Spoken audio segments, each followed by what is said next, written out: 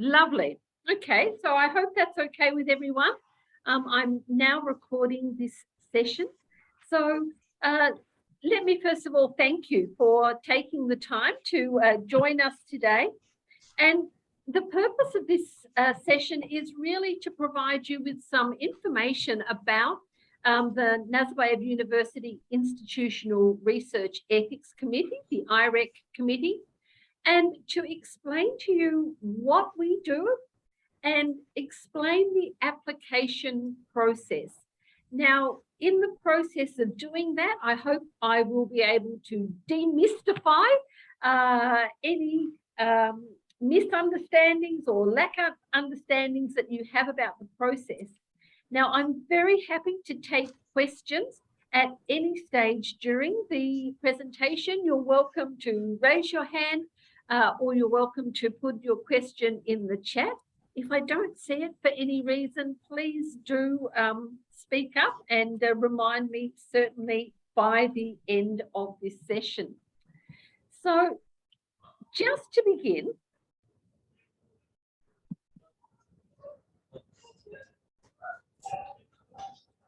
the mission of Nazarbayev University IREC Committee is really about the protection of the rights, the privacy, and the welfare of human participants in research.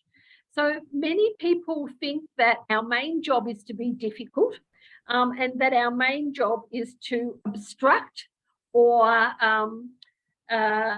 make completion of research an obstacle. And that's far from the case. Our job here is really about the protection of people. And when we talk about that, I extend that to the protection of researchers and protection of the reputation of researchers and Nazarbayev University. So one of our roles is to ensure that the research we do is consistent with best practice internationally, and to also ensure that we work within our Nazarbayev University rules and regulations. And by doing this, what we're doing is ensuring quality for the university and that all research produced at this university is of a high ethical standard. That means that when the name of Nazarbayev University comes up and we are all associated with it, all of our reputations are protected. If we allow unethical behaviour, unethical research, then what we end up doing is damaging everyone's reputation at this university. So in order to do that, people submit to us their applications for approval, and our role is to assess the applications about whether they meet the international standards and the requirements of Nazarbayev University policy. In addition to that, as you can see by today's session, our role here is to actually inform and educate people about what we do and about ethics in general in human research subjects. Now, I should just add in a clarification here. So when I'm talking about ethics in this context, I'm talking about human participant ethics. Some people, when they hear the word research ethics, they think we're talking about plagiarism or research integrity more generally. But when I speak about research ethics in this context, I'm dealing with those ethics that relate to the protection of human subject research. So if you're doing animal research, or if you're doing research that involves chemicals, then there are two other committees at the university that really oversee those particular areas. So let me begin by saying that all researchers, that is all faculty, all staff, or students who are engaging in human subject research have to complete training to demonstrate they understand principles of research ethics. And so at this university, we use the CITI, the City a training on basic human subject research. So anyone who is going to be working with data, anyone who is translating data, or anyone who's seeking the informed consent of participants needs to have this training. And many of our undergraduate and postgraduate programs have this built in as a requirement. So if you are going to do research or anticipating doing your thesis, then you need to do this training. And any questions about that can be directed to our head of research, integrity and research compliance, Dilara Sabasova, who is with us. And she is the touch point for most things that we do at NU IREC. Now, an important point for faculty, if you are doing research with collaborators that are outside of the university, then those collaborators must also complete some sort of research ethics training. Now, we can organise for them to be able to complete the CITI training if they are English speaking, and if they are not English speaking, there is a range of other options that I will talk to you about a little later in this presentation. But everyone who is going to be working on your program, a project and accessing data needs to have training. I want to refer you to the IREC webpage, which I think is a really underutilized resource, and I've given you the address there. In particular, I'd like you to read carefully the IREC handbook, which is in section 5. We also provide the forms for submitting your IREC application. And if you're going to submit an application, I suggest that you get the latest forms directly from the website, because we do update and try and improve our forms from time to time. There are samples of informed consent. There are new consent forms that we put up there from time to time. For example, last year we created a new form for gaining consent for genetic testing materials, genetic data, and so there's that form on that part of the website. Now, once you have completed your application according to all of this information, applications are submitted to this Res Ethics web email address that goes directly to Dilara. And by sending it there, we ensure that it will be promptly received and quickly processed. If you send it to anywhere else, it could get lost. Now, I want to start off by talking about the 4 main types of reviews that we do. And I think this is really important, because when you submit an application, you have to identify what type of review you think you want done. So the first type is called an expedited review. And what this means is that you are doing research which involves no more than minimal risk. Now, what does that mean? Well, it means the usual sorts of risks or inconveniences that you'd experience in everyday life. So, okay, I've got to take 20 minutes to fill out this survey. It's an inconvenience, but it's not a real risk. So expedited reviews are where there's very little risk to people. Now, sometimes researchers are a little bit cavalier in their assessment of risk. So this is why we need to be thoughtful as researchers and think in the shoes of our potential participants about what some possible risks are. And I'll talk a bit more about this in a minute. The second type of review we do is for more than minimal risk. And this typically is where some sort of a vulnerable population is involved. Now, what some people don't understand is that any research that involves children is considered to be research which is more than minimal risk, because children are considered to be a vulnerable population. What's really important is understanding that in Kazakhstan, you are considered to be a child if you are below the age of 18. So if you wanted to, say, do research and you wanted to collect data from some of our first-year university students who might still be 17 years of age, then they are actually considered to be children, and they are therefore a vulnerable population. Other categories that might be vulnerable populations are people that could be cognitively impaired.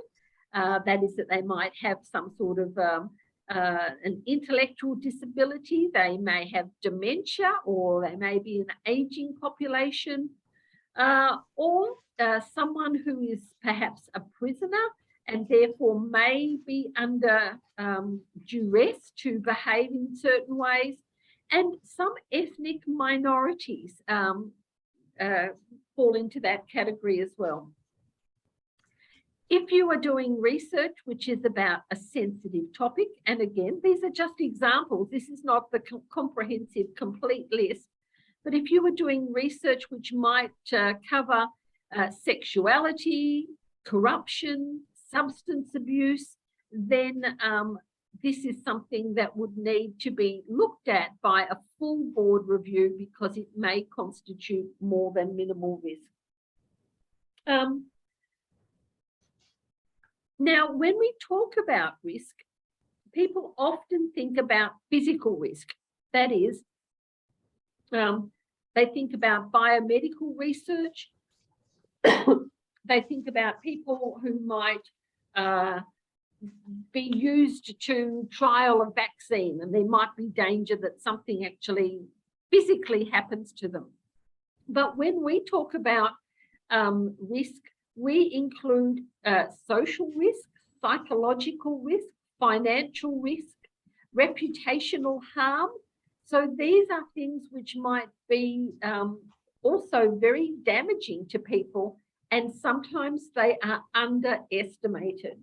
So, you know, could somebody be put in a position where, because they are identified as saying particular views, that they could lose their job? These are the sorts of risks that you need to consider. Now, a far less common type of review that we do is an exemption.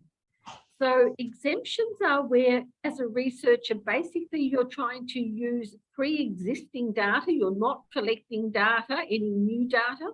And typically that data that you're collecting is likely to be already de-identified, so that you will not know who is actually involved in that data collection.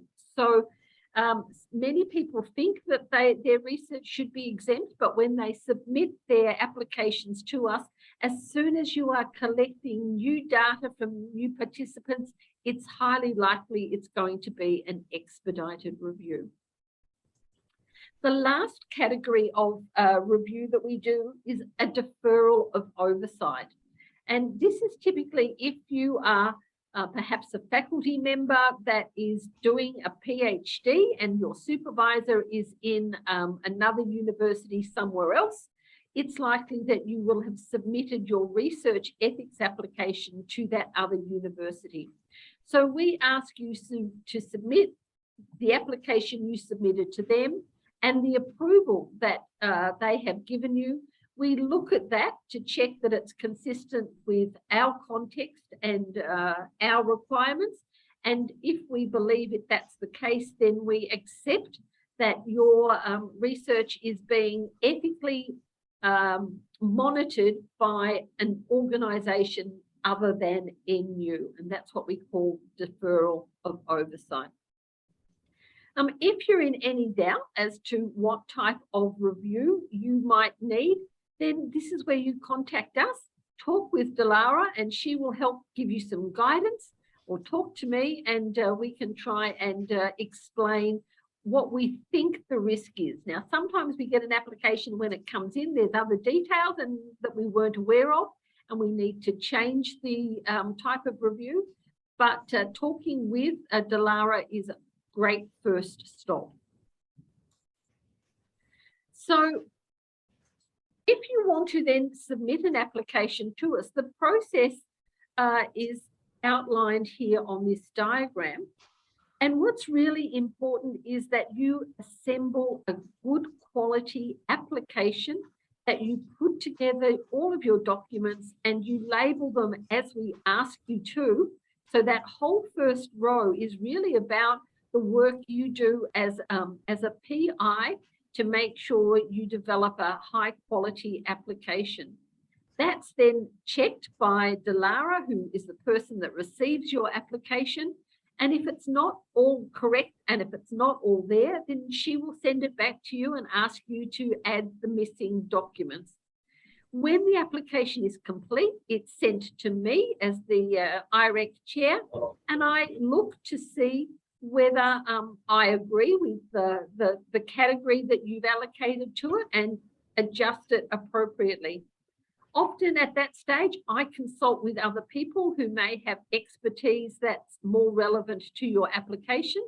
I'm a professor of education. I'm not a professor of medicine. I'm not a professor of engineering. So there are other people that I consult with to ensure that I understand the requirements of your application. And then we send it off for the review process, which I will talk to you about in a minute. So if you understand those different categories, then the issue is, well, what happens to my application? What's different in each of those categories? So if it's an expedited review, which is no more than minimal risk, we send it to one of our 20 committee members that has relevant expertise. It might be subject knowledge or it might be methodological knowledge. And we ask them to write a review within 2 weeks and send that back to us. If your research involves more than minimal risk, then we send it to 2 different committee members who are tasked with leading the discussion of that application at a full board meeting. So we have a full board meeting every 2 weeks for about an hour and a half. And in those meetings, then the reviewers that have been tasked to review that application, they present what they see to be any risks or concerns. The rest of the committee adds their opinion, and based on the discussion that we have, we make a decision. So typically, with the expedited and full board, the decision is either to accept that this is an ethical study and it can be approved and the work can be commenced, or that it requires some revision. If this is the case, then we send feedback and we ask the reviewer to attend to that feedback in the same process that you would if you were submitting an article to a journal. Tell us what you have done in relation to that feedback, what you have changed, how you have put different information into your application, and we ask you to update your application to reflect any changes. When you've made changes and you send that whole revised information back to Dilara, it is checked either again by a full board committee meeting or by the chair, depending on what the full board meeting determined. So if we think that there are significant risks and that the risks are such that they really need to be reviewed by the original committee members again, then we send it back to a full board review. If these are more minor changes that can be assessed by myself as the chair, then the committee will pass a motion that the second review will be by me. In most cases, the revisions can be completed on one occasion. In a small number of cases, we have applications where multiple reviews are required because there's been some misunderstanding. And where that's the case, we usually call a meeting with the person to sit down and go through any problem that they have so that the application can be fixed and can be then approved. If this is an exemption review, then it comes to me as the chair. I consult with other committees as relevant, and if we agree that it's exempt, it's approved. If we think that actually it falls into the category of expedited review, then it will follow that track. And similarly, the deferral of oversight comes to me and is reviewed in consultation with others. Now, one of the important things that I want to explain is that when we're reviewing applications, we're reviewing the ethics of the application. We're not reviewing the methodology in isolation. So this is not a peer review process that you would have, say, for a grant, where we're trying to say, is this a really good study to do? Is this the best possible methodology? That's not what our task is. Our task is to review the application to say, is there any risk involved to participants or the researcher as a result of this process? Now, sometimes those two things are linked, and where there is a link and we say actually there is an ethical issue that's linked to the particular methodology you've chosen, then we will provide that feedback. Sometimes what we will do is we will provide feedback to say, look, just from professional courtesy, you might want to think about this part of your methodology. There could be some different ways you can do it. So we can give that as advice, but not something which would stop the approval of the project. The only way we can request additional information is if there is an ethical issue that needs to be addressed. Okay. I want to touch on a number of important issues that come up through our process. And these issues are often where people experience challenges in their application. So we ask questions about the process of recruiting participants. Now, sometimes people perhaps misunderstand that term recruitment, but if you are collecting data from participants, then somehow you are recruiting those participants. And so therefore you need to explain how are you going to identify and contact and access those participants. So that's what we mean by the term recruitment. Now, the first challenge is often around privacy and accessing detail. Sometimes we will get an application and it says, I'm going to write to the principal of the school and I'm going to ask the principal to give me the email addresses of the teachers, or I'm going to ask the principal to give me the email addresses of the students. Now, this is a privacy issue that you should not be able to access that personal contact information without the consent of those people. So rather than taking that approach, what we suggest is that you perhaps send information to someone that may help you to disseminate that information. And then if people are interested in participating in the research, they contact you. They send you an email and say, I received information about your project. I'd like to be involved. So be mindful that you just can't ask organisations to give you access to people's personal details. First of all, you need to send them information and allow them to be in contact with you. That's just one strategy that you can use. There are many others. The second part about recruitment is the problem of potential power over participants. This is typically evident in two situations. In medical research, if you are a patient and you go to see your doctor to get some sort of a treatment and the doctor says, yes, I'm going to treat you, but by the way, I'd like you to become involved in my research. Now, it's possible in this situation that the participant goes, oh, if I don't agree to participate in the research, the doctor might not treat me, or I might not get good quality treatment, or I might have to wait for my treatment. And so there's the potential for people to feel like the doctor has power over them, and so they may feel pressured to participate in research that they would not otherwise wish to participate in. So there is a relationship there, and recruiting needs to avoid having someone with power over a participant try to recruit them into a study.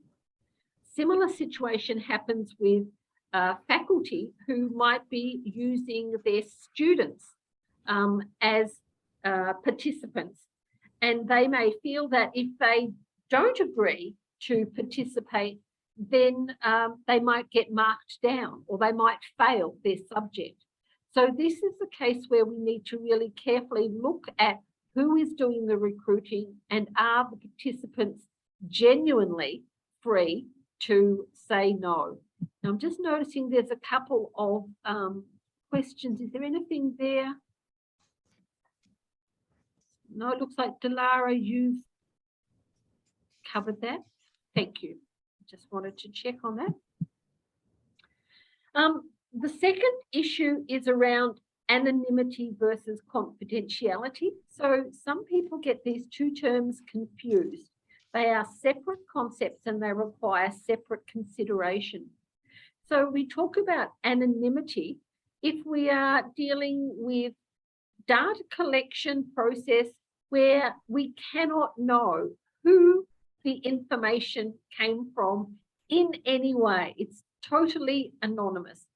And typically this often only happens if you are doing an online survey and you're doing it using encrypted software so that you cannot access a person's URL and find out who they are.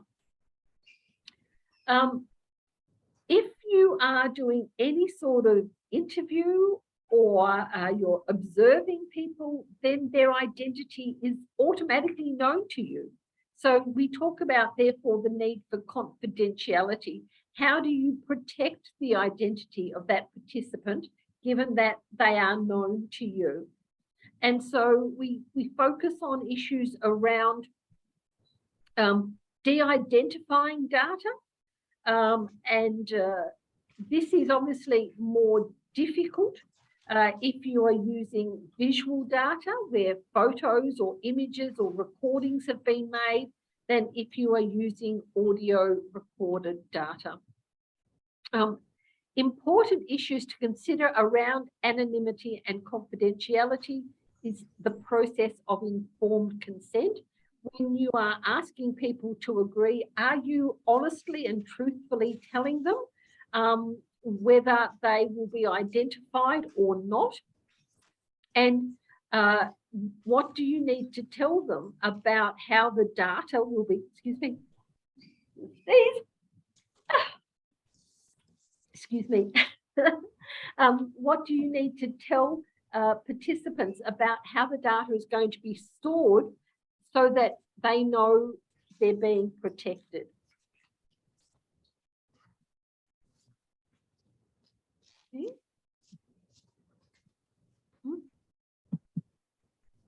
Okay. The issue of informed consent, again, this is something that trips some people up. Your application and your information needs to be in language that can be understood. We're not talking about language that can be understood by Einstein or a Nobel Prize winner. We're talking about language that can be understood by your average person in the street. For that reason, later on, I give you some information about a readability index that you can use to check how well the average person can understand your information.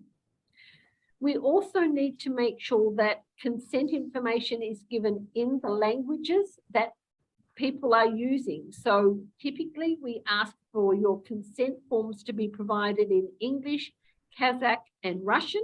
But of course, if you are working in Korea or if you're working in Finland, then you also need to provide those consent forms in those languages, the languages which your participants will be giving their consent in. On the consent forms, you need to ask for consent to actually record either visually or by audio, and usually we ask you to put a separate signature. So yes, they're consenting to participate, and yes, they are consenting to be recorded. An interesting topic, which I could talk about at much greater length in this context, is the issue around written versus oral consent. So the international gold standard, I guess, is that you should get written, signed, informed consent from your participants. But there are times when the process of doing that may actually cause more harm to your participants than giving oral consent. So we have the opportunity for you to request an oral consent only, but it needs to be well justified why you cannot do the study safely with written consent. The last consent issue that I want to mention is around consent and assent. These are two different things. So if you are a minor, if you are under the age of 18, you don't have legal authority to consent. Therefore, you need to get parental consent for any minor. Keep in mind, if this is first year university students, the same things apply, that if they are under the age of 18, you need to ensure that you get parental consent. In addition to parental consent, you also need to get the assent, the agreement of the child that they are prepared to participate. Now, oral assent is not something that they assign. They are told about the research in very simple language, which a child of the appropriate age can understand, and then they can agree to participate or not. And even if the parent has given consent and the child does not give assent, then you cannot collect data from that child. All right. So what are the most common application issues that we find when you send your application in? What are the things that, I guess, cause us a problem? So typically there can be information missing. That is, people have just missed questions. They haven't answered 7.3 or they haven't asked 3.5. Or, and this is very common, the information is contradictory. So people are asked, are you going to recruit participants? And they say no. And then somewhere else on the application it says, describe how you will recruit participants, and they fill that section in. And so where we have contradictory information, all we can do is send it back to you and say, please sort this out. Another problem is that the information provided is not readable. Now, I'm not a medical scientist, So if you send in an application that uses highly complex medical terminology, I'm not going to be able to understand it. So this is not just me and my limited abilities. The standard requirement for all IRECs internationally is that your research is presented so that it is intelligible to an average person. Be particularly mindful not to use a whole lot of jargon and a whole lot of acronyms that are known to you. So, for example, in education, someone recently put in an application for doing research on ECE. As an educator, of course, I know ECE stands for Early Childhood Education, but other people in the committee had no idea what this means. So please make sure it's clear.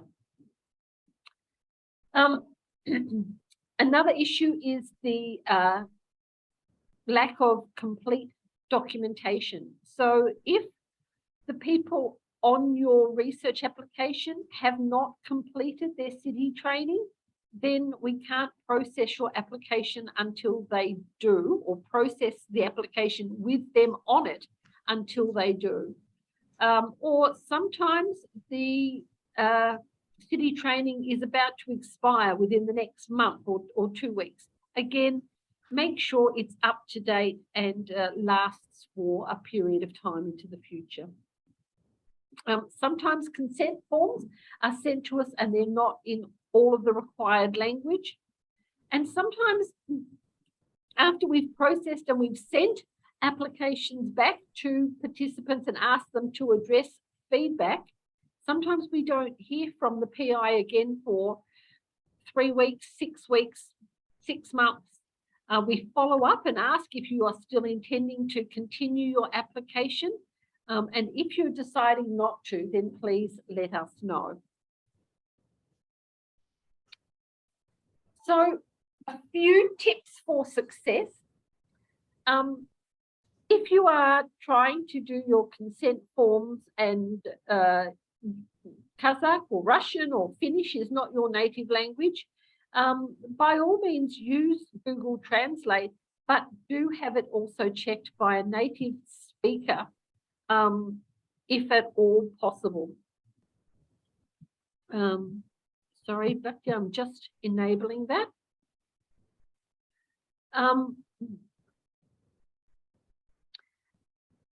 Because often it's important that the language of the consent form is very clear. And if you use Google Translate and you don't check it, it could be that the language is actually not clear, and therefore a person can't give informed consent because they don't understand what's being asked for or the information they're given. The next few points show you that you can, using whether it's Windows or Mac, this readability index. So you can take your consent form or your whole application and you can put it through to see whether in fact there are any problems with the complexity of the information in your documents. I strongly recommend that. I also recommend that you use Grammarly. It's available as a free version. It will check the grammar and the spelling of your application. Remembering again, this is about the reputation of you as a researcher and of the university as a whole. We expect that professional documents that are going to be sent out under the name of Nazarbayev University will actually be grammatically correct and correctly spelled. Please check the alignment of the information in your documents, especially for researchers who are putting in multiple applications. Sometimes they do a cut and paste from one application to another. What this means is that sometimes text from an old application is left in a current application. And so when we look at the documents, it says this is about collecting data from a survey. And when we get to the consent forms, they talk about an interview. So the applicant actually hasn't ensured that all of the information across all parts of the document are aligned. Please do that. And the last point, it may seem overly bureaucratic and very annoying, but at the end of the application, we ask you to label your documents so that we can very quickly look in the application and find the information we need. We found that using this labeling protocol really has helped us speed up processing your application. So if you label documents as requested, then we can jump in and out of the different parts of your application very quickly. All right, so I said earlier that I would talk about alternatives. So if you are working with somebody from another university, then if they are English speakers, then we can give them access to the CITI training. We need to get them an NU email address to do that, and then they can complete the city training and get their certificate. It is also possible to use these days online Google Translate to help if you are a non-English speaker. However, the quality can be variable, especially if you are, say, Kazakh speaking or perhaps Tajik speaking. The quality of Google Translate is still not there. If you are French or German or Portuguese, then there are these this other option called Tree, and I've given you the information there. Please note that these alternatives are only available to collaborators. They're not appropriate for students or a PI of a project. And the last option that we have is an online Moodle course that I've developed, which is available in Kazakh and Russian. It's intended for social science areas, not for biomedical areas. And if you wish to access that, then contact Delara in the first instance, and she will refer that information on to me or one of my research assistants that can help.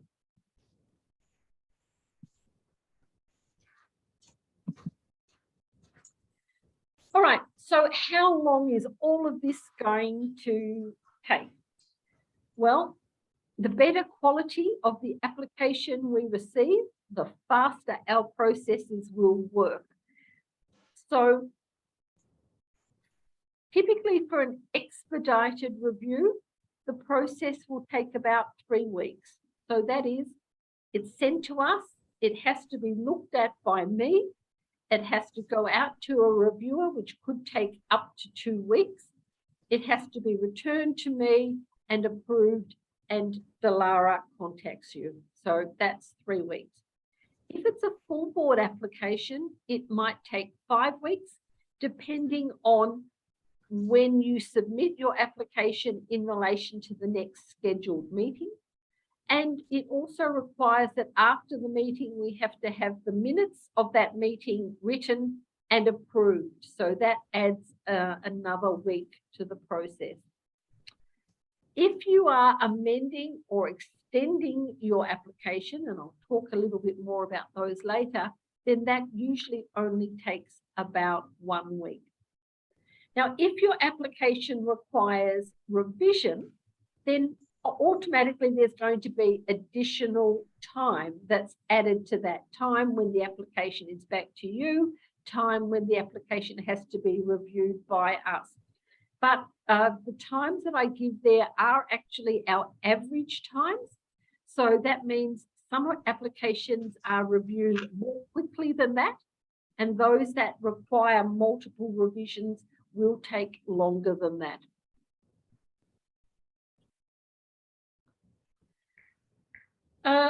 We are really happy to talk with you if you have any questions or you're not sure what is likely to apply to your application. So in the first instance, we advise contacting Delara, who will in most cases be able to deal with your inquiries, and you'll get a quick response. In a minute, I'll put up the whole list of our committee, and you can contact anyone on the list for some assistance. And I also note that we have school-based ethics committees, and the chairs are listed there. Now, applications go to the school-based chairs usually only if it is for student research, which is no more than minimal risk. So any research which is no more than minimal risk being conducted by a student can go to a school committee if a committee exists. If the committee doesn't exist, then it has to come to NU IREC. Elaine, I'm sorry. Yes, please. If I may, so the chair for GSPP Iraq has changed. It's now Dr. Omer Barish. Okay, just for information. Yeah, that's welcome. Brilliant. I'll update that. Thank you. So here is the list of people that are on our committee, and if you are working in a particular school, you might want to make note of who is in your faculty, in your area, that you can go to for assistance.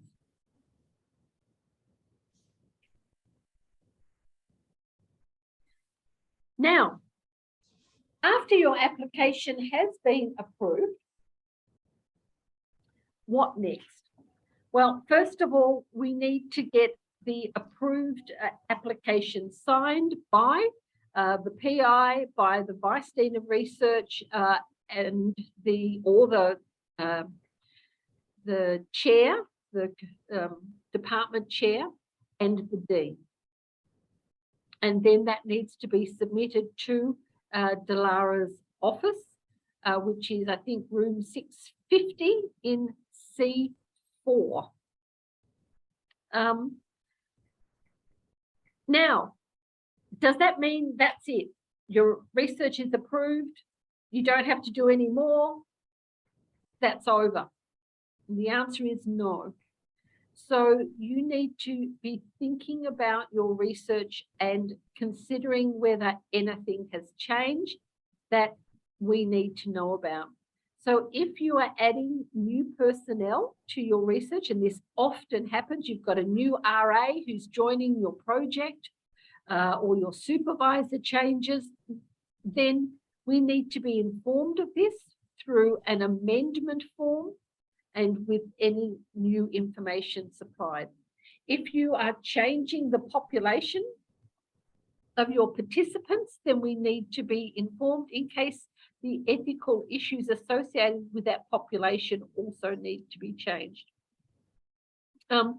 If you are changing your data collection method, then we need to be informed. So this is not an onerous process. We ask you to submit the form to us, and we usually get it sorted out within a week. Your ethics approval is valid for 1 year. After that year, you have to apply for an extension. This is a very simple form. We contact you usually between 1 to 2 months before the expiry of your current approval, and we ask you to send in an extension request. It's a single-page form, and then if nothing's changed and there's been no problems, then we renew that and we keep a record, and we'll send you out another reminder at the end of that process. We are currently working on an end of study report so that once your project is complete, you can finalize it and we won't contact you again. Now, if anything goes wrong in your research, then you also need to tell us. So if you have people who have a bad experience, if there is anybody who has any sort of harm then you should contact us, and we need to understand what's happening, whether we need to suspend the research approval until we sort things out, or whether it is actually still okay to continue. There's a range of other initiatives that we are working on in IREC. So we're looking at a university-wide policy on data management. We would very much love an online management system, because all of the processes that we currently do are manual. It's based on putting information in spreadsheets that are not automated. So please be patient that we're still working in a relatively low-tech environment. And we are looking at ways of extending the committee and bringing on additional reviewers to help with the work that we do. So with that, I'd like to just give my great thanks to all of our IREC committee members, and particularly Dilara. I'd like to say to our NU community that the work that we do is a service for NU, that all of us are in a full-time working position. The committee faculty are all researchers themselves, and we are also very busy people. So we try and facilitate the timely conduct of your research while we maintain university standards, and we do that as a service to the community. So please always be respectful in your interactions with us. So on that note, I'm going to stop sharing that presentation and really invite you to ask any other questions that you might have, to make comments, or to provide me with feedback. Aaliyah. So first of all, thank you very much for this really informative session. And as I have stated in this chat, thank you so much to Dilara, who was really supportive during the ethics application. And I think we should have more sessions like this. It's my third year in NU, and it's the first time actually we have this interesting meeting, and I learned a lot about ethics application, even though I have already submitted my ethics application. But anyway, so my question is about signatures. So is it obligatory to have signatures from the Dean and Vice Dean of Research? Because I have submitted the printed copy last week, and I'm kind of living in a different city. So is it obligatory this time, or maybe I can do it later when I come to Astana? Okay. Thank you. Good question, and I'm probably going to deflect this partially over to Dilara. During the pandemic and COVID, we suspended the requirement for signed documents because it was just too difficult to try and get documents to people. And only last week, we have now started the very onerous process of collecting those signatures. My feeling is, Aaliyah, if you've got particularly difficult circumstances that it's going to take longer than the required 3 weeks to get your documents to us, then I would be emailing Dilara and indicating to her when you think you can get those documents to us, so that we can check in an appropriate time. Dilara, do you want to add something to that? Or contradict me? No, thank you, Elaine, and thank you, Aaliyah, for kind words. No, well, I mean, if you email us, we will work with you. It's not like we're gonna come after you and after 3 weeks and then take your project away. No, we are reasonable people, and if you take effort and then there are certain circumstances that you experience, then we can deal with it. And just let me know. And as of this moment, we have an office in C4. We just opened it. As Elaine said, C4 650. there is a manager, our compliance manager, Zibash, who is collecting documents. So it would be advisable to contact her before bringing anything. But if you need any help with documentation or any questions, please just shoot an email to me, and I'm very responsive. Yeah, thank you. So basically, like I and my friend, we have submitted printed applications, but we don't have Dean's signatures on them. So should we take them, or maybe my friend can do it and like sign and then bring them back? Like, is it obligatory, like, to have the signatures, 2 signatures? Yes, it will be. On application form, yes, it's a signature of Dean and head of department or director of the unit. If it's amendment or extension forms, it's usually just the PI and the supervisor. So yeah, it's obligatory. Okay, thank you. And I noted there's a comment in the chat about the length of the city certificates. I think, and again, Dilara, correct me if I'm wrong, that they're valid for 3 years, and you normally get a reminder from City if your certificate is expiring to go on and to renew it. So if your certificate is in 2020, you should still be okay until the end of December 2023. So some other questions? That's correct.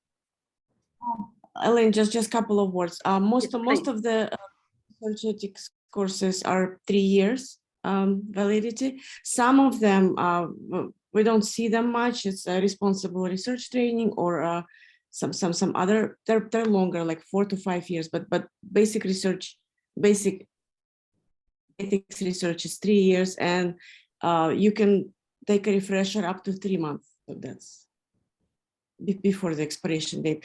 I would like to also add that I'm one of the administrators for CG platform for Nazarbayev University on CG platform. And if you have any questions regarding the training, if you have any difficulties registering or need help choosing the courses, please let me know. We'll help you. Thank you, Dilara. That's very helpful. Dilara is always amazingly helpful. Other questions that you might have for me?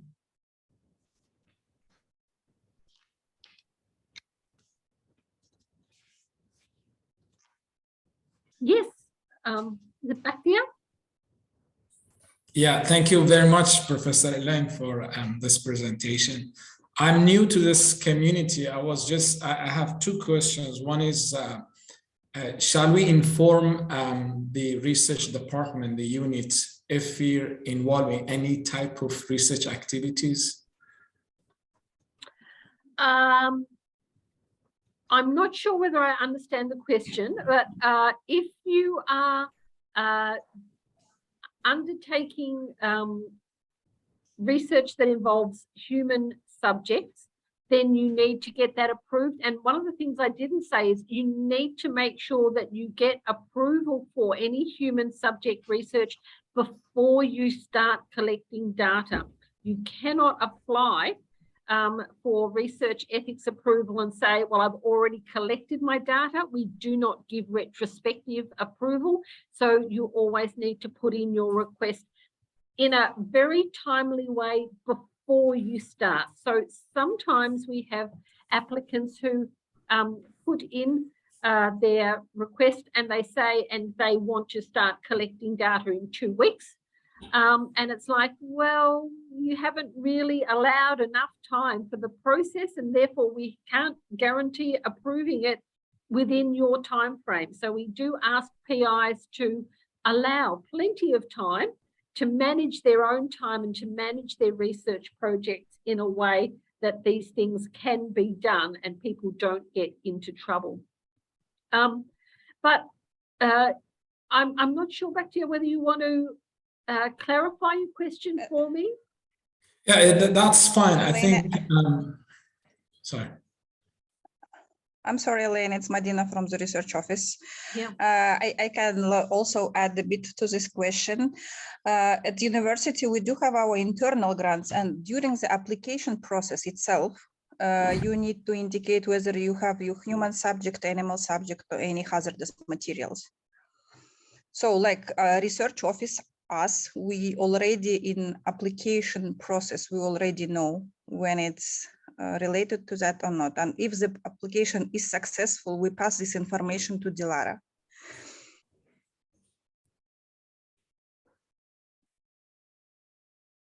That's all from my side. Thanks, Medina. Yeah, and just another question is about review papers. If I want to write a review paper, do I need to inform research department? No, if you are not collecting any data from human subjects, we don't need to know. If you are doing a desktop review, if you have that data, you know, that you're accessing literature and so on, no, you don't need it. It's only if you are using data which involves human subjects. And I do encourage people, if say you think you're using, say, data from a database somewhere that it's existing data, then we encourage you to put in a request for an exemption.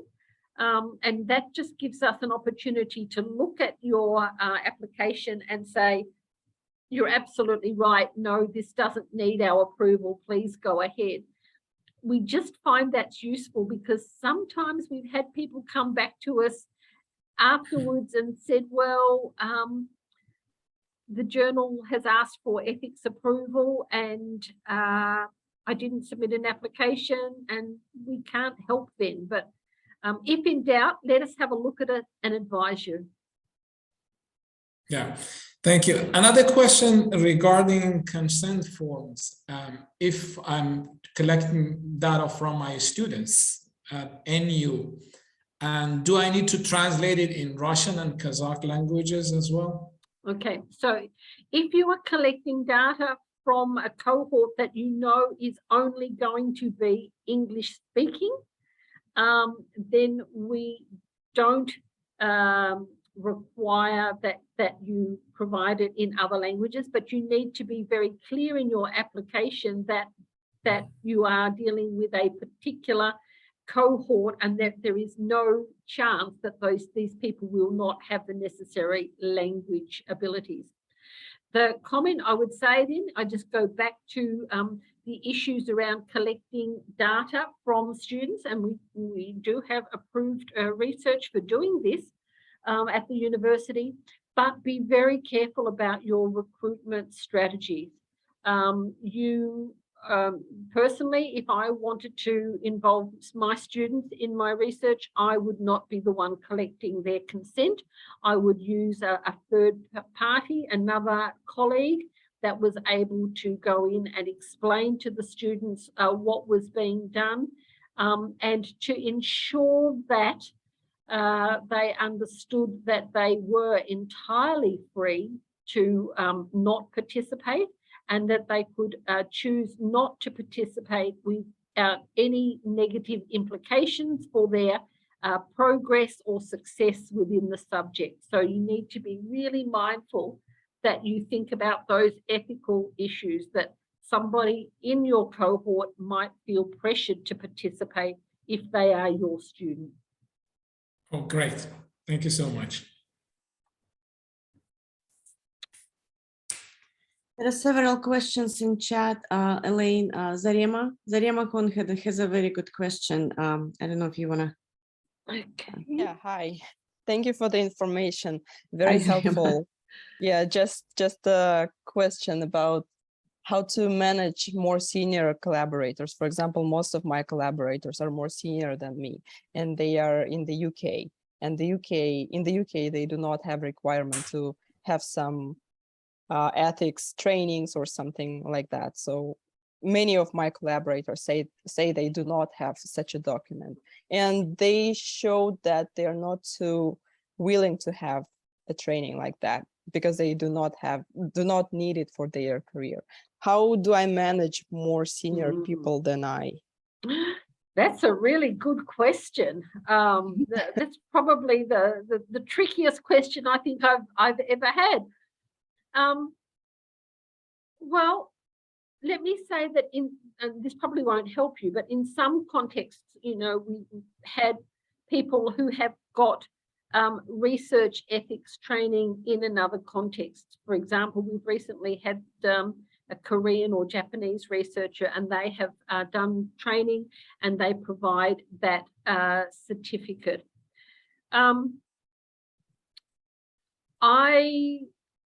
I guess my difficult and unsatisfactory answer is probably to say that if those collaborators are going to have anything to do with handling the research data, that means if they're going to collect data, if they're going to be involved in the analysis of the data, then they just need to suck it up and they need to do the training. And I say that because, I mean, at our university, we often have to do things which are the requirements of other universities, and we are respectful of the requirements of those other universities. And I guess I would use a persuasive approach which said, this is a requirement of our university and we would respectfully ask you to respect that requirement. I mean, if they don't, then my question to you as a PI is, can you manage their role in such a way that they will have no part in the actual data handling process? Right. How do I make sure that, for example, in my case, they're mostly responsible for theory development, and I do all of the data collection and analysis. Do I show it in my application? Yeah, I think you need to. And say this might be something that you might want to schedule a separate meeting, and perhaps we can try and talk about. But I mean, I would really try that line, which is, please be respectful of our processes, and that, you know, if you want to be a named researcher on my publication, then perhaps you just have to suck it up and do this. Yeah. Okay. Okay. Thank you. Thank you very much. Actually, there is a link on our IREC website to European code in just 1 second, in Code of Ethics in Academic Research, supported by European Union, and it says that training is required. I'm not sure where they get those standards. Okay. But if you participate in human subject research, you're supposed to go through the training, and maybe just ask them to confirm that. Look it up. Okay. It would be nice for Nazarbayev University to be trying to instruct other European collaborators about European standards. There's a nice irony there, Zarina. Okay, thank you very much. Damira Kajenova asked if research advisors need to provide their city certification with students' applications. Yes, it's a requirement. If you list your research advisor, we are expecting their city certificate as well.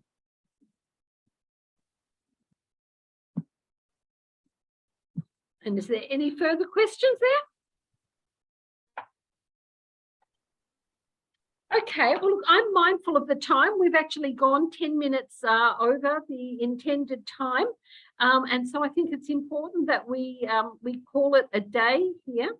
Delara, I think you're intending you'll put this recording up on our website. Is that correct? I will work with it. Yes. Thank you. So it might just take a little while to get it up there, but we'll do that.